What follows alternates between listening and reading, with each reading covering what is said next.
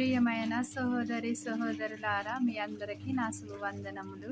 దేవుని పేరట మరి గతించిన విశ్రాంతి దినం నుండి విశ్రాంతి దినం వరకు దేవుడు మనలను, మన కుటుంబాలను దేవుడు తన సజీవ రెక్కల చాటున మనల్ని సజీవ రెక్కల్లో ఉంచిన బట్టి దేవునికి వేలాది కృతజ్ఞతాస్తుతులు చెల్లించుకుంటున్నాను.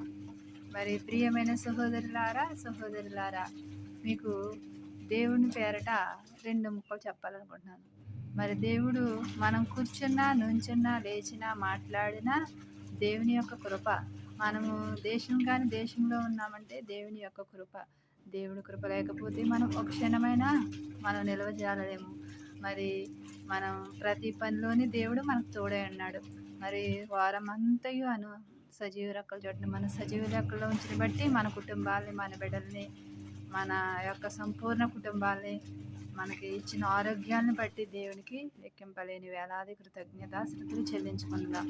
మరి మాకైతే దేవునికి సన్నిధానానికి వెళ్ళుటకు మాకైతే అవకాశం లేదు. మరి విశ్రాంతి దినమును మేము దొంగిలించి ఉన్నాం. కానీ సహోదరులారా, విశ్రాంతి దినము మీకు వెళ్ళుటకు అవకాశం ఉన్నట్లయితే దేవుని సన్నిధానంలో గడుపుట ఎంతో మేలు, ఎంతో ధన్యకరం. ఒక దినము గడుపుట 1000 దినముల కంటే శ్రేష్టకరమని దేవుడు సెలవిచ్చినాడు.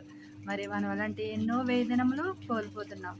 మరి అందుకు దేవుడు నన్ను క్షమించాలని, మరి మీరందరూ కూడా అవకాశం ఉన్న వారందరూ కూడా దేవుని సన్నిధానంలో గడపాలని నా యొక్క విన్నపం తెలియజేసుకుంటున్నాను.